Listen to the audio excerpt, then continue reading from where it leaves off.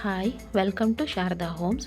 ಇವತ್ತು ಗೊಜ್ಜವಲಕ್ಕಿ ಯಾವ ರೀತಿ ಮಾಡೋದು ಅಂತ ನೋಡೋಣ ಬನ್ನಿ. ತುಂಬ ಸಿಂಪಲ್ ರೆಸಿಪಿ, ಈಸಿಯಾಗಿರುತ್ತೆ ಮತ್ತು ಟೇಸ್ಟಾಗಿರುತ್ತೆ. ನಾನು ಇಲ್ಲಿ 2 ಬೌಲಷ್ಟು ಗಟ್ಟಿ ಅವಲಕ್ಕಿ ತೊಗೊಂಡಿದ್ದೀನಿ. ಅದನ್ನು ಸ್ವಲ್ಪ ತರಿಯಾಗಿ ರುಬ್ಕೋಬೇಕು. ನೋಡಿ, ಇಷ್ಟ ಆದರೆ ಸಾಕು, ತೀರಾ ನುಣ್ಣಗೂ ರುಬ್ಬಾರ್ದು. ಇದು ಬೆಳಿಗ್ಗೆ ತಿಂಡಿಗಾದರೂ ಮಾಡ್ಬೋದು, ಈವ್ನಿಂಗ್ ಸ್ನ್ಯಾಕ್ಸ್ ಥರನೂ ಮಕ್ಳಿಗೆ ಮಾಡಿಕೊಡ್ಬೋದು.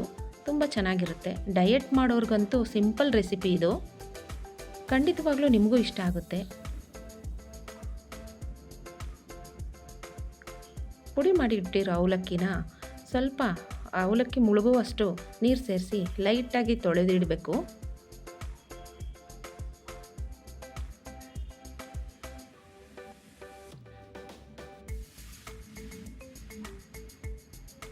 ಎರಡನೇ ಸಲ ವಾಶ್ ಮಾಡುವಾಗ ಸಂಪೂರ್ಣವಾಗಿ ನೀರನ್ನ ಬಗ್ಸಿಡಬೇಕಾಗುತ್ತೆ.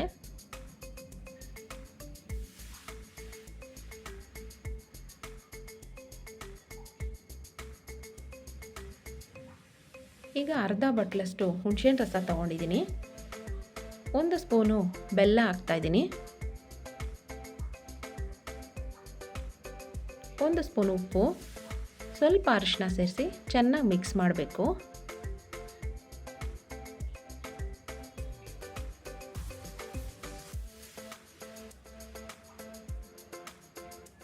ಹುಣಸೆಹಣ್ಣು ರಸನ ಅವಲಕ್ಕಿ ಎಲ್ಲ ಹೊಂದ್ಕೊಳ್ಳೋ ರೀತಿ ಸೇರಿಸ್ಬೇಕು.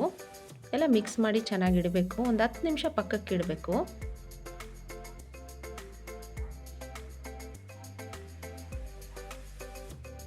ಆಗ ಈಗ ಮಸಾಲೆಗೆ ರೆಡಿ ಮಾಡ್ಕೊಳ್ಳೋಣ. 1-2 ಸ್ಪೂನಷ್ಟು ಎಣ್ಣೆ ಹಾಕ್ಬಿಟ್ಟು ಅರ್ಧ ಸ್ಪೂನಷ್ಟು ಜೀರಿಗೆ,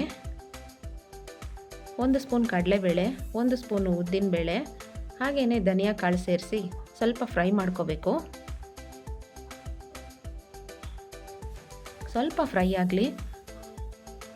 ಒಂದು 5-6 ಒಣಮೆಣಸಿನ್ಕಾಯಿ, ಒಂದು 3-4 ಬ್ಯಾಡಗಿ ಮೆಣಸಿನ್ಕಾಯಿ, ಒಂದು ಸ್ವಲ್ಪ ಕರ್ಬೇವಿನ ಸೊಪ್ಪು, ಸ್ವಲ್ಪ ಕೆಂಪಗಾಗೋವರೆಗೂ ರೋಸ್ಟ್ ಮಾಡ್ಕೋಬೇಕು. ಆಗಿದೆ. ಈಗ ಸ್ವಲ್ಪ ಸ್ಟವ್ ಆಫ್ ಮಾಡಿಬಿಡ್ಬೇಕು. ಕೊನೆಯಲ್ಲಿ ಒಂದು 2-3 ಸ್ಪೂನ್ ಆಗಷ್ಟು ಬಿಳಿ ಎಳ್ಳು ತೊಗೊಂಡಿದ್ದೀನಿ. ಹಾಗೆಯೇ ಒಂದು 3-4 ಸ್ಪೂನ್ ಒಣಕೊಬ್ಬರಿ ತುರಿ ಸೇರಿಸಿ ಎಲ್ಲ ಚೆನ್ನಾಗಿ ಮಿಕ್ಸ್ ಮಾಡಬೇಕು. ಈಗ ಸ್ವಲ್ಪ ಆರಲಿ. ಈಗ ಒಂದು ಜಾರ್ಗೆ ಹಾಕ್ಬಿಟ್ಟು ರುಬ್ಕೋಬೇಕು.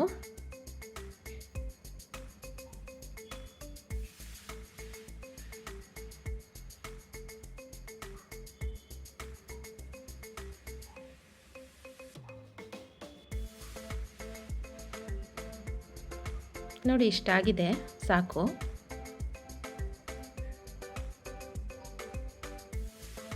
ಈಗ ನೆನೆಸಿಟ್ಟಿದ್ದೀವಲ್ಲ ಅವಲಕ್ಕಿ, ಅದನ್ನು ಈ ರೀತಿ ಕೈ ತೇವ ಮಾಡಿಕೊಂಡು ಬಿಡಿಸಿಟ್ಕೋಬೇಕಾಗುತ್ತೆ. ಬಿಡಿ ಬಿಡಿ ಮಾಡ್ಕೋಬೇಕು.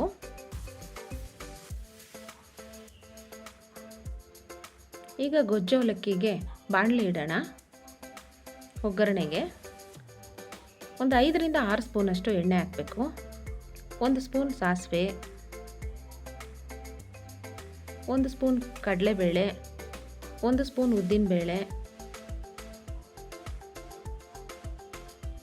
ಒಂದು 2-3 ಬ್ಯಾಡಗಿ ಮೆಣಸಿನ್ಕಾಯಿ, ಒಂದು ಸ್ವಲ್ಪ ಕರ್ಬೇವಿನ ಸೊಪ್ಪು ಮತ್ತು ಸಿಪ್ಪೆ ತೆಗೆದು ಹುರಿದಿರೋ ಕಡಲೆ ಬೀಜ ಹಾಕಬೇಕು. ಒಂದು ಸ್ವಲ್ಪ ರೋಸ್ಟ್ ಮಾಡಿದ್ರೆ ಸಾಕು, ಮೊದಲೇ ಹುರಿದಿರ್ತೀವಲ್ವ.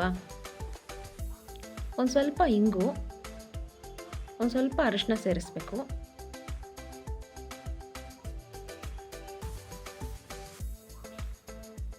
ರುಚಿಗೆ ತಕ್ಕಷ್ಟು ಉಪ್ಪು ಹಾಕಬೇಕು. ಮೊದಲೇ ಹಾಕಿದ್ದೀವಿ, ನೋಡ್ಕೊಂಡು ಹಾಕಬೇಕು. ಈಗ ಪುಡಿ ಮಾಡಿ ಇಟ್ಟಿರೋದನ್ನ ಸೇರಿಸ್ತಾ ಇದ್ದೀನಿ. ಪುಳಿಯೋಗರೆ ಪುಡಿನೂ ಹಾಕ್ಬೋದು, ಚೆನ್ನಾಗಿರುತ್ತೆ. ಇದು ಹಾಕ್ಬೋದು ಈ ರೀತಿನೂ. ಲಾಸ್ಟಲ್ಲಿ 1 ಬಟ್ಲಷ್ಟು ಒಣಗಿದ ಕೊಬ್ಬರಿ ಸೇರಿಸ್ತಾ ಇದ್ದೀನಿ. ಸ್ವಲ್ಪ ಫ್ರೈ ಆಗಲಿ.